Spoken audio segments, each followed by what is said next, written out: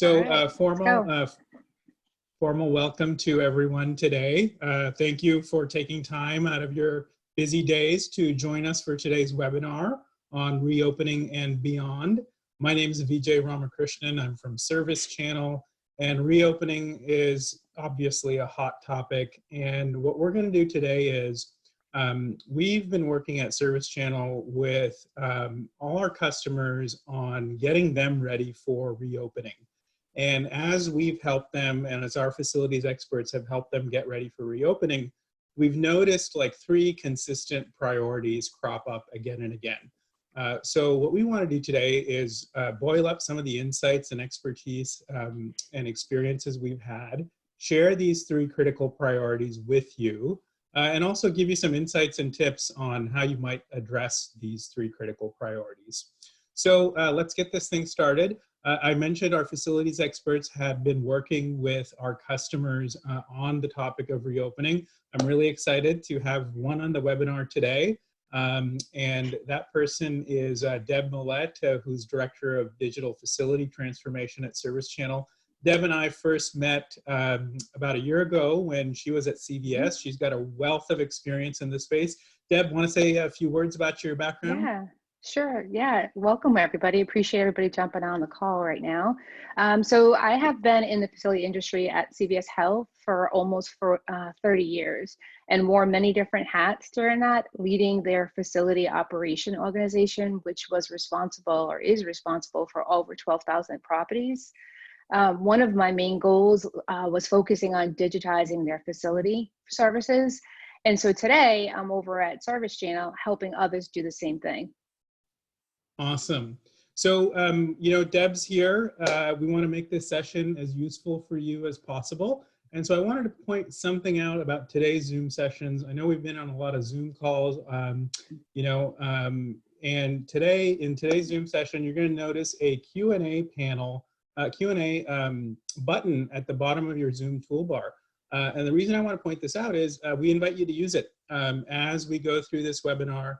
If you have questions for Deb, please feel free to pop open that dialogue, enter your question. We saved a little bit of time at the end to get to these questions. And so, again, in the spirit of making this useful, feel free to jump in with your questions. So to get going today, obviously we're going to cover topics on reopening.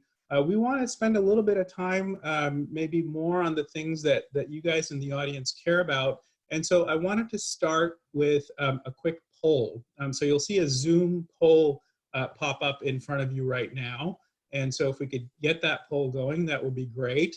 And we want to just calibrate in terms of what you guys in the audience are feeling as your biggest challenge over the next 12 months. So you've got 4 choices there: managing health risks across locations, complying with changing regulations, ensuring providers are going to deliver as operations change, and controlling costs and optimizing spend. We've heard these priorities come up as we've worked with our customers on reopening.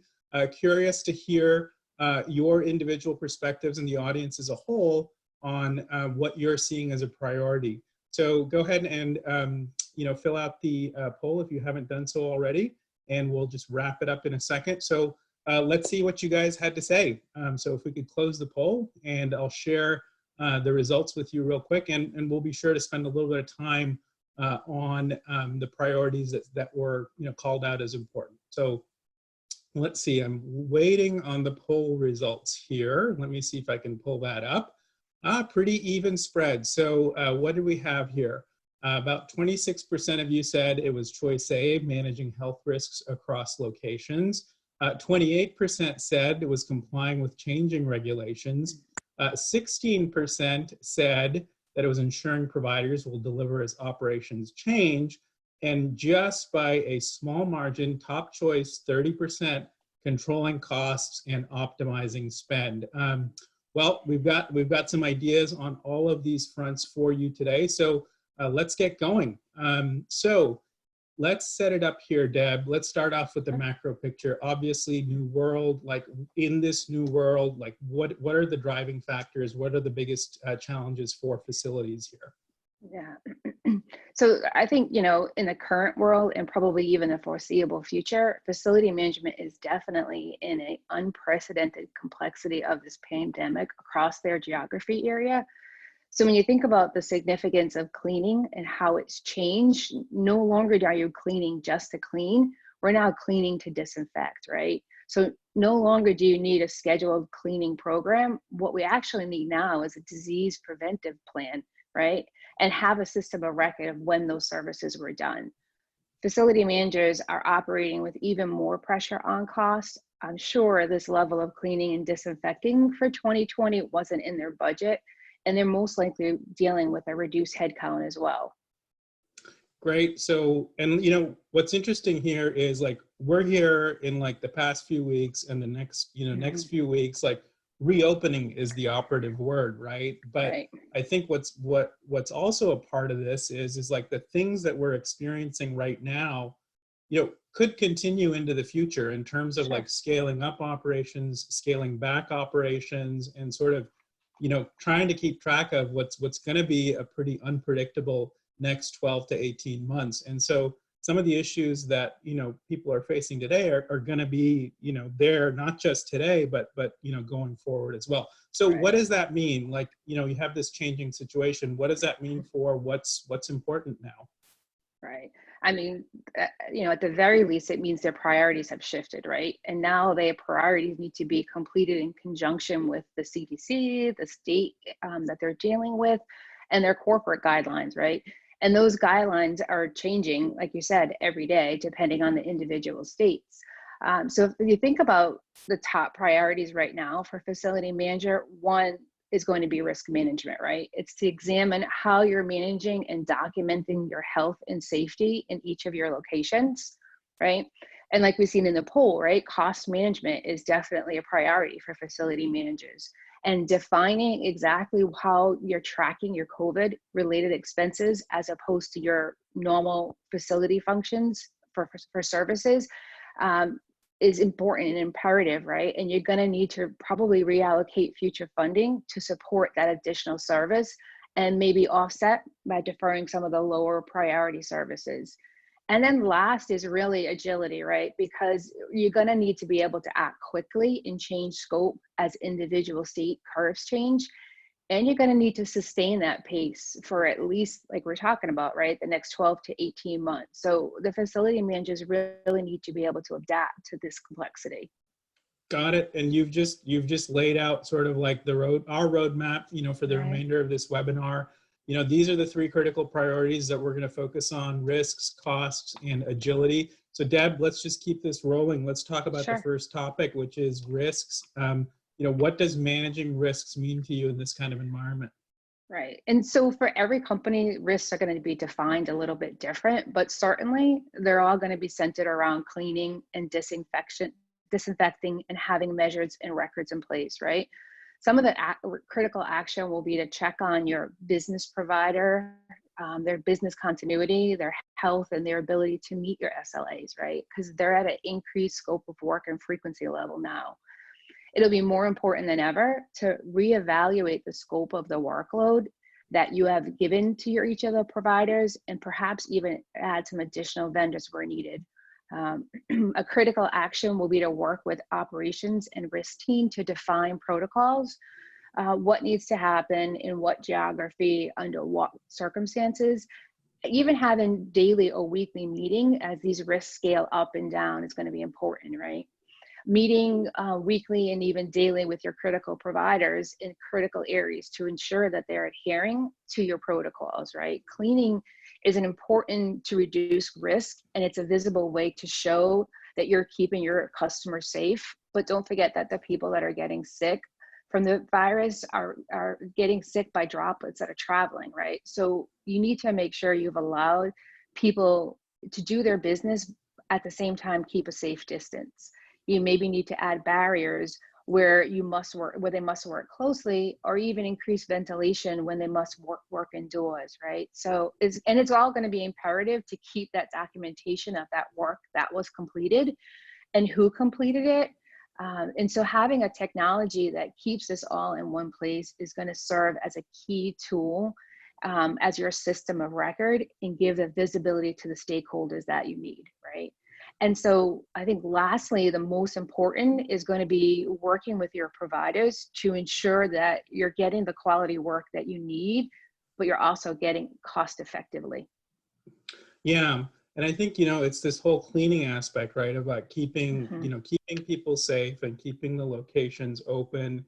And I Right, think there's an interesting point that you called out, which is, look, we absolutely need to do this to manage risk, but we also need to show customers that we are doing it to like create right. confidence and like, Trust. boost the experience and boost the brand.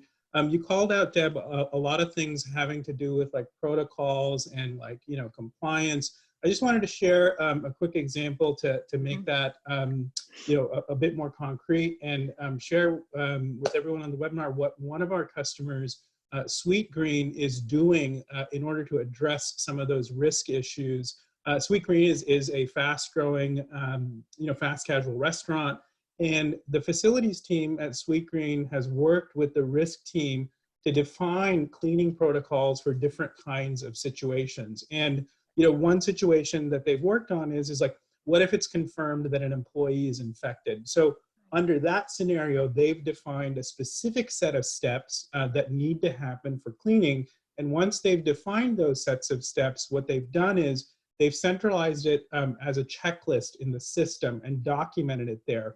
The other benefit of having it in the system is that that checklist gets integrated into a workflow that a provider has to follow, while they come in to do that cleaning. And so right away, having that checklist in there puts it into the workflow, makes sure that before a provider checks out, they've actually completed each one of those items that are defined in the protocol.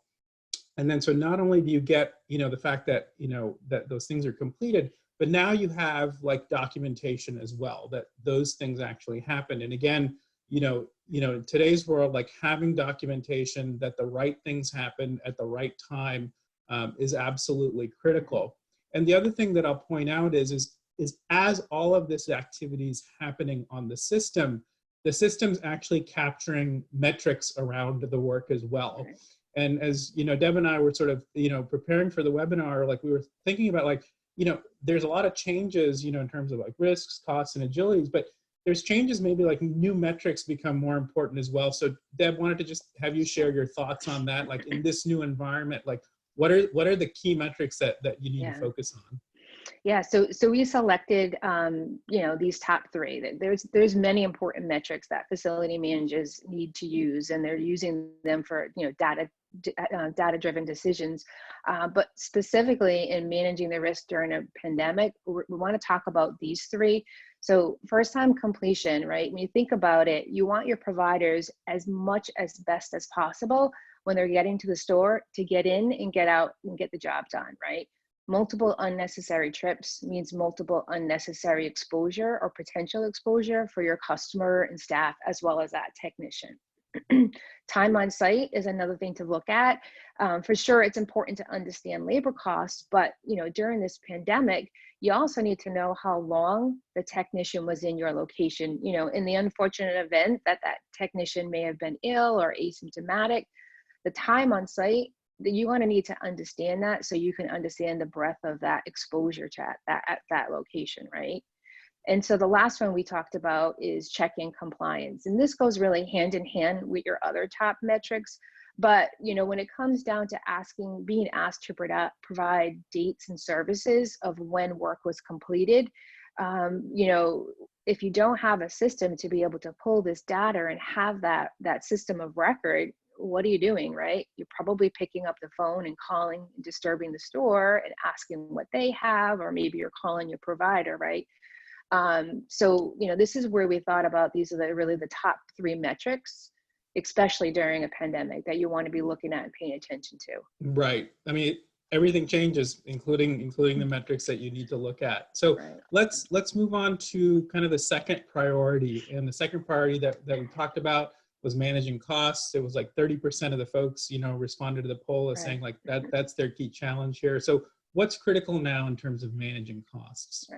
Right. So controlling costs has always been a huge part of a facility manager's role. And now add the complexity of the pandemic to their list, right? So the first place I think about starting is ensuring that you're labeling what expenses are related to COVID, and again, what's part of your normal facility expenses. It goes without saying that you need to understand the magnitude of the expense of this COVID expense. It's going to be essential to help you align additional fundings for the rest of the year and probably into the next budgeting cycle as well. The second place you can think about it is to reevaluate your class of service work that you're doing. Priorities have shifted, so maybe you're able to defer some of the lower priority works and shift that funding over to some more, the cleaning area. Another option that we talked about is maybe perhaps redirecting some of that work to your store operations. Obviously, that's in conjunction and collaboration with your store ops team, but maybe that can help offset some. Another way that I always think about managing costs and looking for cost reduction is by looking at your provider, right? Have you benchmarked your provider's service level and service cost against their counterparts that's working for you, right? Are there some outliers that maybe you can take a harder look at? Because you definitely can reduce service costs without compromising the quality of work that you're getting. Yeah, and I think this is actually one of the things that we've worked with a lot of our customers on, because when it comes to providers, I think there's a wide range of costs and there's a wide range of quality as well. And, it's important to know where you're at because there could actually be significant opportunities to get better. And I just wanted to share, share an example.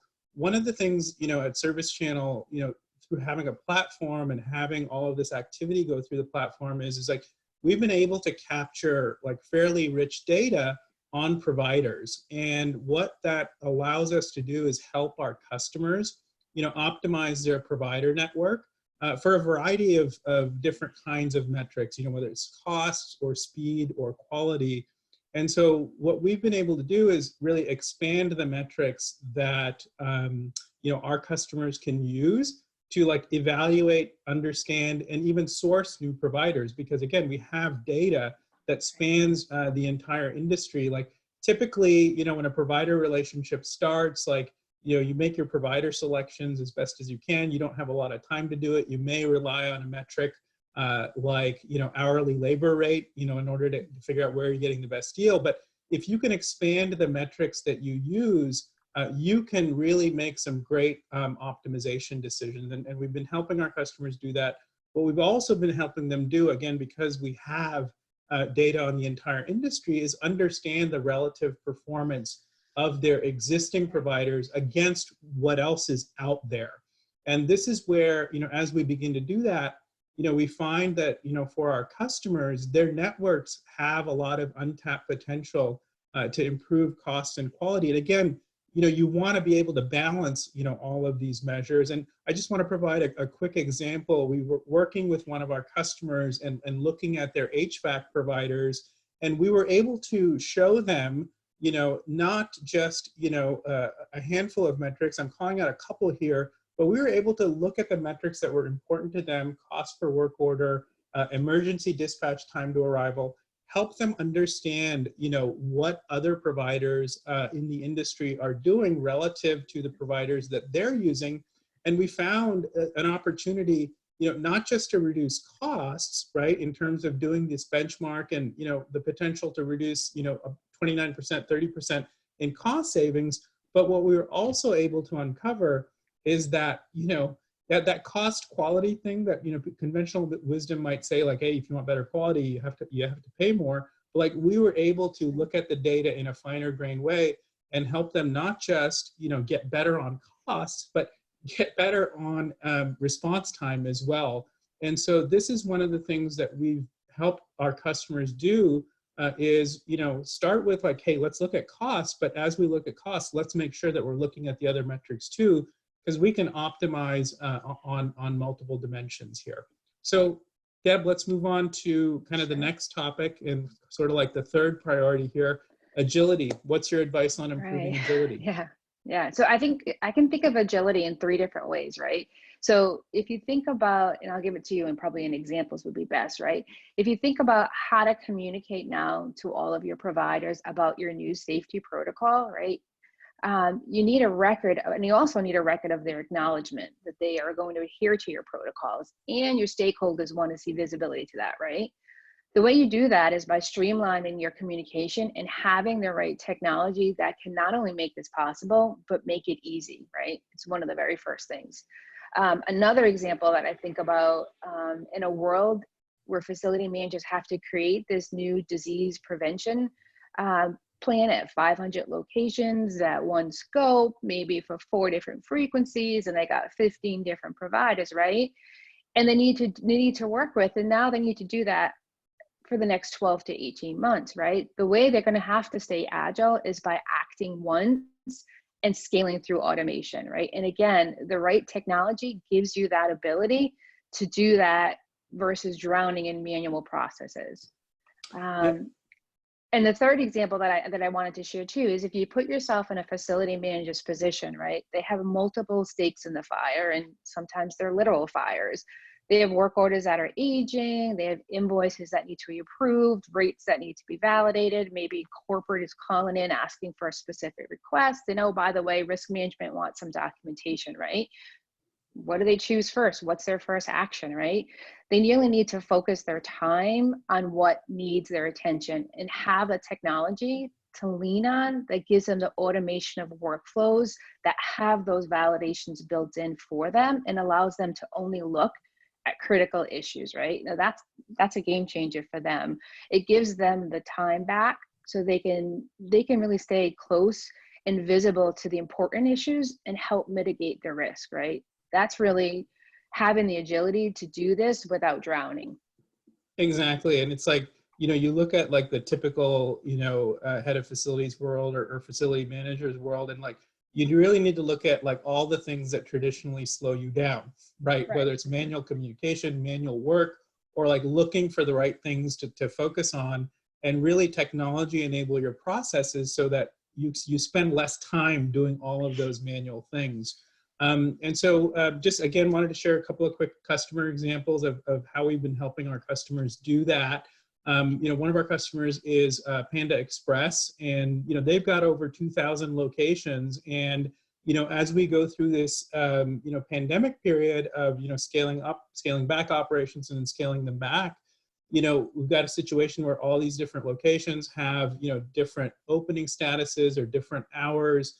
And what Panda is doing to make these communications really efficient is they're storing all of that information in a central record, in a central place. And as that information changes, it's automatically available to providers servicing each location. So the more locations you're dealing with, like the more work you save by being able to centralize things and have a system of record for doing this.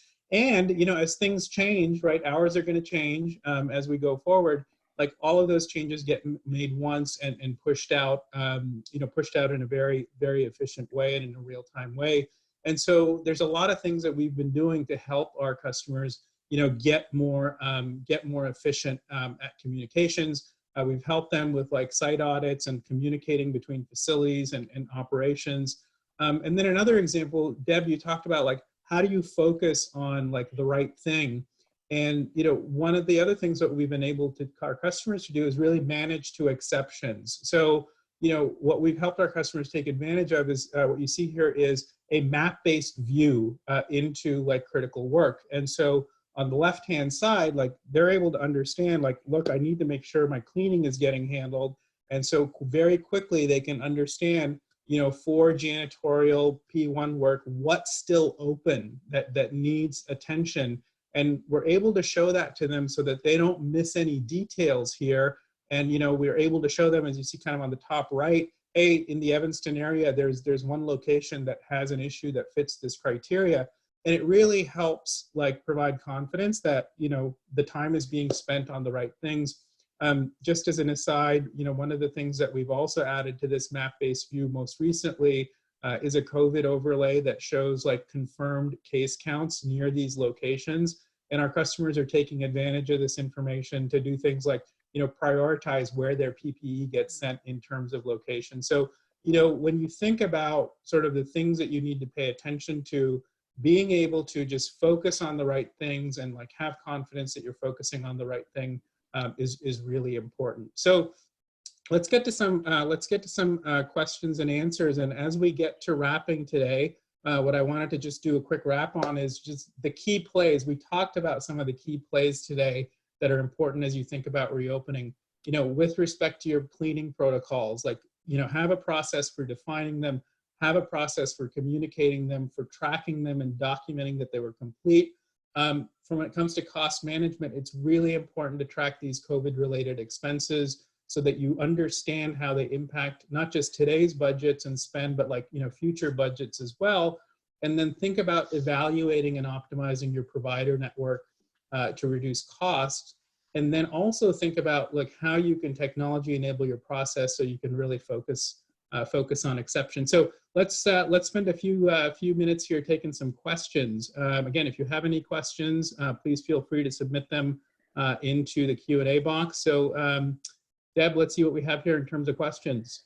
Yeah, I was looking at one of the ones that we have here, and it's a question around how do you decide what the right frequency is for cleaning services.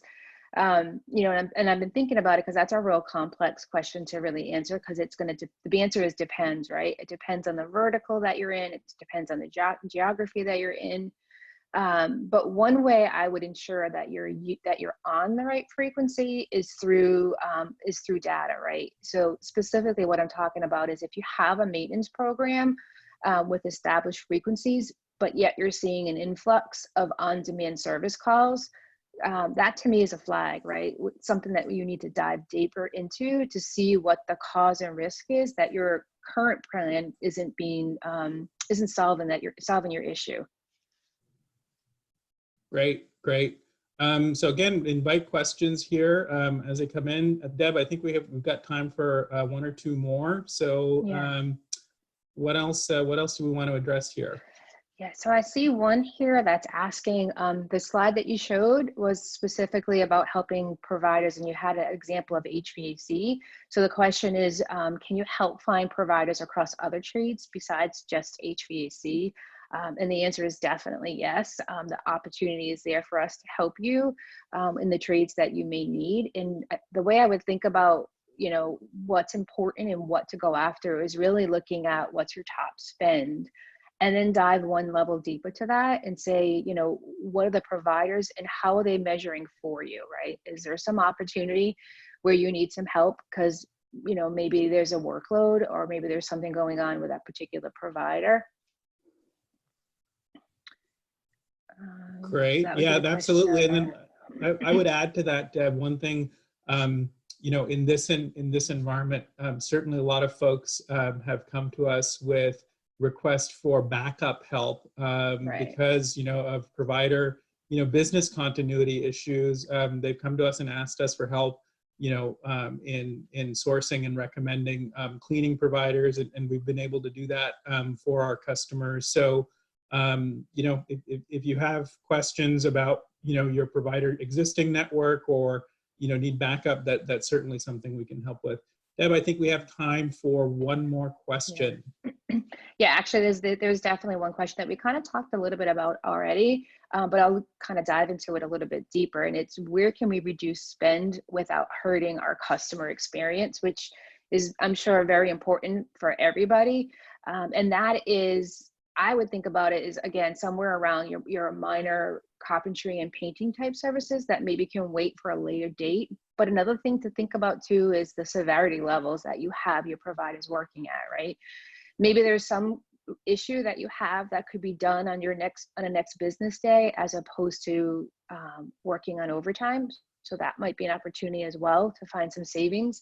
Chipotle, which is one of our customers, what they do is they have internal techs that they are able to do some bulk work orders and have them over to their internal techs and have them, when they're on site at their next routine visit, they'll bulk those other work orders that came in and have them done that way as well. So that's another example of one of our customers who's doing a great job with trying to do some cost savings around that as well. Great. And so one more question. I think we're out of time here, but Yeah. it's a question that actually leads to the next slide, which is how do we go about getting your help in looking for vendors? And so I'll just wrap up today's webinar with a kind of a general offer. Like, we have helped a lot of our customers. We have facilities experts who have helped a lot of our customers build an entire playbook. And here, what we've shared today are just a handful of plays. And so we want to make ourselves available to you to help build your playbook. We've helped hundreds of customers do this. Chances are we've helped a customer that shares a lot in common with you. And so if you need help with finding providers, or if you need help with any other aspect of building this entire playbook, please reach out to us. The most efficient way to do that, we have an email address here. It's really simple, cv@servicechannel.com. Send us an email, tell us what's top of mind for you, and we'll really get going on helping you build a full playbook for this. So I know we've reached the end of our allotted time here today. So what I want to do is, on behalf of Deb, on behalf of ServiceChannel, thank you for taking time out of your day to spend a little bit of time with us. As you leave this webinar, you're going to be presented with a brief survey on the webinar. We'd love your input so that we can make these kinds of information sharing sessions more valuable to you in the future. And with that, want to thank everyone and conclude the webinar by wishing everyone a great rest of their day. Thank you. Thank you.